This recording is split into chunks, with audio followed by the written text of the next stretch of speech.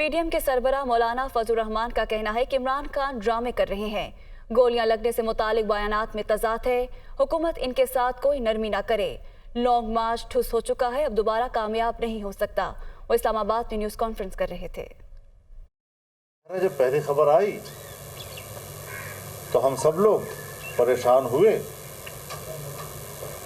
हमने हमदर्दी का भी इजहार किया, लेकिन जो वक्त गुजरता गया इस वाक़े से लम्हा बलम्हा एक एक झूठ फूटता रहा। गोली एक लगी है, 2 लगी हैं, 3 लगी हैं, 4 लगी हैं, एक टांग में लगी है, 2 टांगों में लगी है, गोली लगी है, गोलियों के टुकड़े लगे हैं।